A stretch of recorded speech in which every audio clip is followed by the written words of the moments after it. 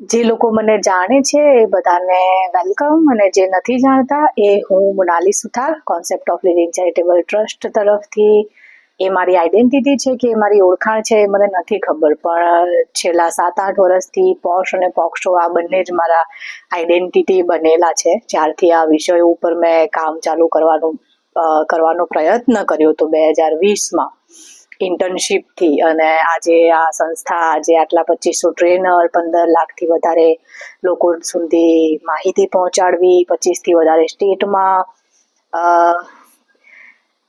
Existence હોવું, મતલબ 25થી વધારે સ્ટેટમાં, ઓલમોસ્ટ બધા ડિસ્ટ્રિક્ટમાં, અને 22,000થી પણ વધારે ટ્રેનરો કે જેમણે અમારી પાસેથી કોઈના કોઈ વિષય ઉપર, પોશ પોક શો હોય, મેન્ટલ વેલનેસ હોય, એ વિષયો ઉપર અમારી પાસેથી ટ્રેનિંગ લીધેલી છે કોઈ પણ રીતે, ચાહે એમણે ક્લાસરૂમ ટ્રેનિંગ લીધી હોય પ્રોજેક્ટ અંતર્ગત, કાં તો પછી એમણે ટ્રેન ધ ટ્રેનરનો પ્રોગ્રામ અટેન્ડ કર્યો હોય, યા પછી એમણે અમારો free train the trainer program attend કર્યો હોય, કાં તો કોઈ વેબિનાર્સ અટેન્ડ કર્યા હોય.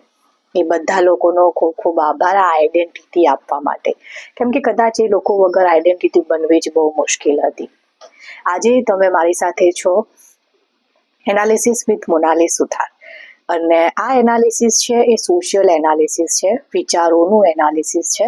કહેવાય છે કે હિસાબો તો આપણે બહુ ચોખ્ખા રાખીએ છીએ, મતલબ 1+1 2 થાય એ આપણને બિલકુલ ખબર પડે છે, અને એ પ્રૂવન સાયન્સ છે. પણ વાત જ્યારે લાગણીઓની હોય, વાત જ્યારે વિચારોની હોય, વાત જ્યારે માણસના અનુભવોની હોય અને એની સમજણ શક્તિની હોય, ત્યારે એના આજ સુધી છેલ્લા 7-8 વર્ષથી તો હું જ શોધમાં છું, પણ મને એના કોઈ મેથેમેટિકલ સાયન્સ મળ્યા નથી. કેમ કે વાત જે હોય છે એ દરેક વ્યક્તિ માટે અલગ હોય છે. એક વ્યક્તિ માટેની જે એક વાત હોય એ એક વાતના જે મતલબ છે એ 100 વ્યક્તિ માટે અલગ અલગ હોય છે. અને આવા કેટલાય અનુભવો, કેમ કે મારી આજુબાજુ મને ઓળખવાવાળા માણસો મને સેન્સિટિવ પણ કહે છે અને ઓવર થિંકર પણ કહે છે. અને આજે જ્યારે હું આ શૂટ કરી રહી છું ત્યારે 16th ઓફ એપ્રિલ થઈ રહી છે. મને નથી ખબર અમે શો ક્યારે ચાલુ કરીશું અને હું ક્યારે આ પબ્લિશ કરીશ, પણ આજે 16th ઓફ એપ્રિલ થઈ ગઈ છે અને 5:45 થવા આવ્યા છે જ્યારે હું આ શૂટ કરી રહી છું. તો આજે મને ચોક્કસથી એવું લાગે છે કે આજે પણ હજી મને એ 1+1 2 વાળા મેથેમેટિક્સના નિયમો પણ નથી મળ્યા, અને મને ઘણી જ બધી વસ્તુઓમાં ઘણા જ બધા પ્રશ્નો છે. આટલા વર્ષોથી ઇન્ટર્નશીપથી ચાલુ કરી આજે ઓર્ગેનાઇઝેશનમાં હેડ ઓફ ઓપરેશન્સની પોઝિશને પહોંચવું, COL જેવી સંસ્થાના આટલા સારા પોઝિશન ઉપર અને આટલી સારી હોદ્દા ઉપર રહી અને લોકોના માટે કંઈ કામ કરવું, લોકોના માટે કંઈક કરવાનો મોકો મળવો, એ મારા જીવનનો કદાચ બેસ્ટ મોકો છે. અને હું એવું માની શકું કે કદાચ આ એક જ ઘટના મારા જીવનની એવી હતી કે જેણે મને ફરીથી નવી દિશા આપી, નવી જીવવાની તક આપી. બાકી જ્યારે તમને ના સંબંધોમાં રસ હોય, ના તમને માણસોમાં રસ હોય, ના તમારા કોઈ ગોલ્સ હોય, કે ના તમે કંઈ ઈચ્છતા હોય, ના કંઈ પામી લેવું હોય, ત્યારે જીવન જીવવું ખરેખર બહુ જ મુશ્કેલ લાગે છે. અને ત્યારે રોજ બસ એક જ વિચાર આવે કે આના કરતાં તો ભગવાન મોત આપી દે તો સારું.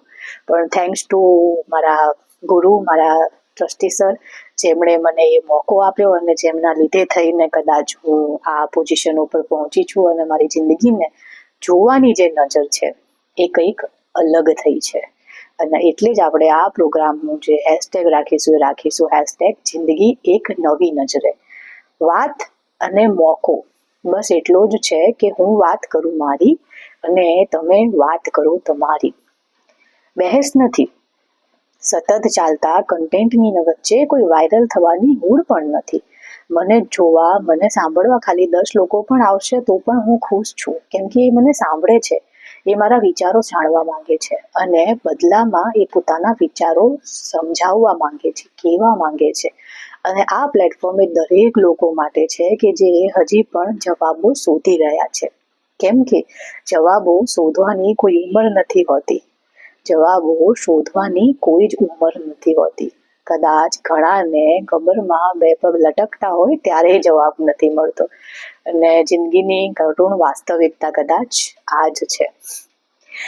જોડાયા રહો મારી સાથે. હું મોનાલી સુથાર, એનાલિસિસ વિથ મોનાલી સુથાર, કાં તો પછી સોશિયલ એનાલિસિસ વિથ મોનાલી સુથાર.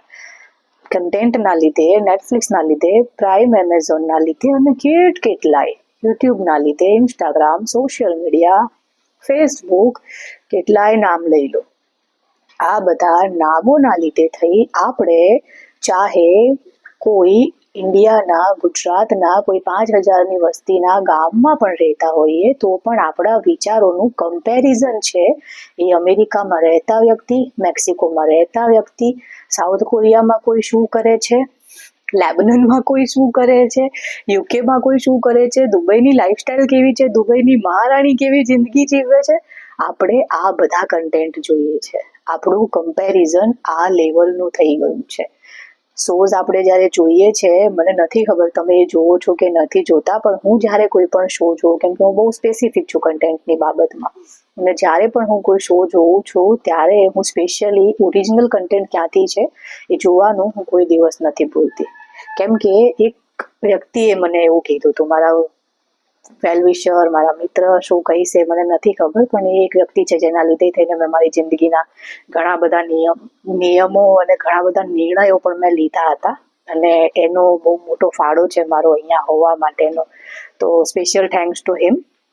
નામ નહીં લઉં કેમ કે મને નથી ખબર એ પરમિશન આપશે કે નહીં આપે આમ પબ્લિક પ્લેટફોર્મ પર એમનું નામ બોલવાની, પણ બહુ મોટો ફાળો છે એમના મારા જીવનમાં.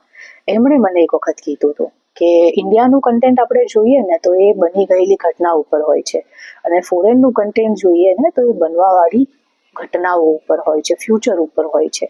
અને આ એક સેન્ટેન્સથી મારી જે કન્ટેન્ટ જોવાની નજર છે એ બધી બદલાઈ ગઈ એકદમ. અને 2019 આઈ થિંક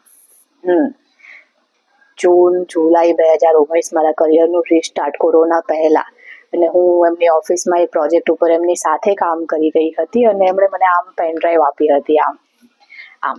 અને લૂસી મૂવી તમને ખ્યાલ હોય તો, તમને ના હોય તો તમે ડેફિનેટલી જોજો. તમારા દિમાગની કાર્યક્ષમતા કઈ રીતના વધે છે અને કઈ રીતના કાર્ય કરે છે, અને આપણું મગજ જે છે એ કઈ રીતના કામ કરી શકે છે ને એ બહુ જ પ્રોપર વેમાં સમજાયું છે એમાં. હું ફરીથી જોઈશ આજે. તો એ પેનડ્રાઈવ મને આમ આપે છે અને મને કહે છે કે આ મૂવી જ્યારે પૂરું થશે ને ત્યારે આ પેનડ્રાઈવ તને યાદ આવશે. અને લિટરલી મને આ પેનડ્રાઈવ એમ જે આપેલી હતી ને એ મને યાદ આવી મૂવીના એન્ડમાં, કેમ કે 1.5 કલાકના પિક્ચરે મારું મગજ ફેરવી નાખ્યું. લાઈક આમ લિટરલી મારા બધા દિમાગના ખૂટા ખુલી ગયા એવું કહી શકીએ આપણે. તો તમે પણ જોજો, તમે કહેજો મને કે થયું કે નહીં એમ. ડેફિનેટલી હું તમારી કોમેન્ટની રાહ જોઈશ, ડેફિનેટલી જોઈશ. આજનો એપિસોડ પૂરો કરીએ અહીંયા જ. આમાં મિનિમલ એડિટિંગ અને મિનિમલ બેકગ્રાઉન્ડ નોઇઝ રાખીશું. માત્ર લોગો જ એડ કરવામાં આવશે જેથી એડિટિંગમાં ઓછો સમય જાય. આપણે ટ્રાય કરીશું કે આપણે બને એટલું આને ઓથેન્ટિક અને ઓરિજિનલ કન્ટેન્ટ બનાવી શકીએ, કે આપણે એવું ફીલ કરી શકીએ કે સામે બેસીને આપણે વાત કરી રહ્યા છીએ. કેમ કે આજના પોડકાસ્ટના સ્પોટલાઇટના જમાનામાં ઓરિજિનલ, નેચરલ અને ઓથેન્ટિક રહેવું બહુ જ મુશ્કેલ છે. તો